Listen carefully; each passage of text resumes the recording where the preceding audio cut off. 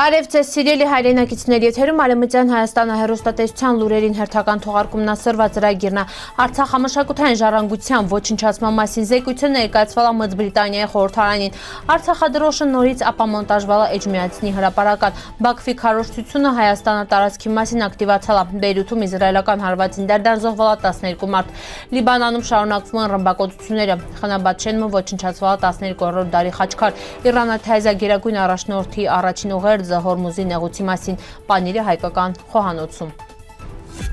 Արցախում հայկական մշակութային ժառանգության ոչնչացման մասին զեկույցը ներկայացվել է Մեծ Բրիտանիայի խորհրդարանին։ Զեկույցում նշվում է 2020 թվականի պատերազմին վախտը ադրբեջանական ուժերը Էրկուդոնում ռմբակոծան Շուշվա Ղազանչեցոս եկեղեցին, իսկ հետագայում ենթարկվել է կառուցվածքային փոփոխությունների։ Փաստաթղթում հիշատակվում է նաև այլ դեպքեր։ Պատերազմանը ետը ոչնչացվել է Շուշվա Սուրբ Հովհաննես Մկրտիչ կանաչ ժամ եկեղեցին, վնասվել անվան Քասարա եկեղեցու հայկական արձանագրությունները, իսկ Բերձորա Սուրբ Համբարձում եկեղեցին ամբողջ քանդվել է։ Զեկույցում նշվում է նաև վերպատերազմանը ետը ու հատկապես 2023 թվականի ռազմական գործողությունների ետը Արցախում արձանագրվել են մշակութային հուշարձանների ոչնչացման ու փոփոխման մխիլյա դեպքեր։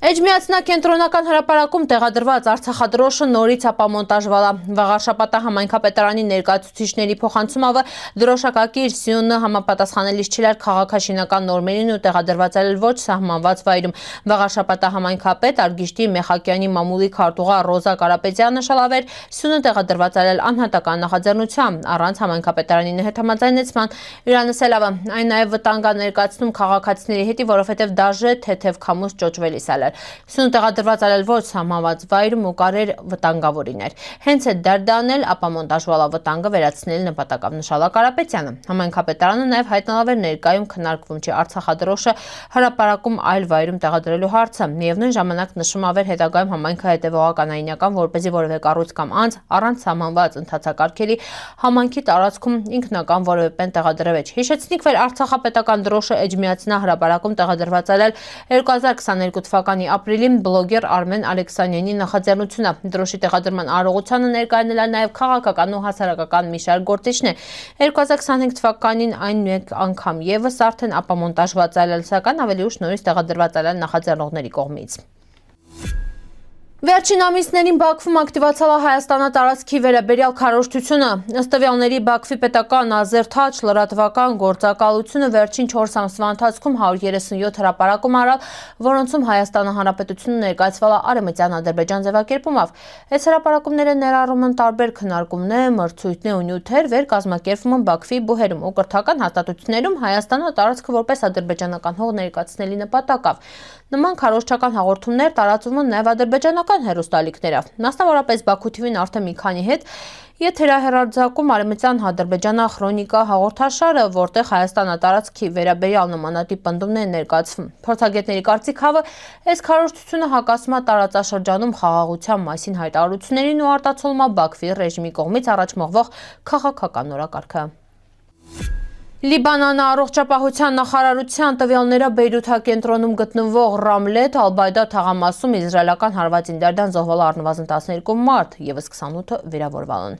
Հարձակումը տեղի ունեցավ վաղ առավոտյան քաղաքի ծովափնյա հատվածում։ Ականատեսների խոսքերով պայթյունից վնասվել են մաշինե, մոտակայքում տեղակայված վրանե, շտեղապրելիսն էլ այլ շրջաններից տեղահանված մարդիկ։ Տարածքը կապվել է անվտանգության ուժերի կողմից։ Միևնույն ժամանակ իզրայելական ռեժիմի բանակը հայտարարել է շարունակել հարվածներ հսկցնելը Բեյրութի հարավային արվարձաններում, թիրախավորելով Հեզբոլահի ենթակառուցվածքները։ Իրան հերթին Հեզբոլահը հայտնալավ էր հրթիռային հարվածներ հասցրալ Իսրայելի ռեժիմի մի քանի ռազմական օբյեկտների ուղղությունով։ Տարածաշրջանում ռազմական լարվածությունը շարունակում է աճել։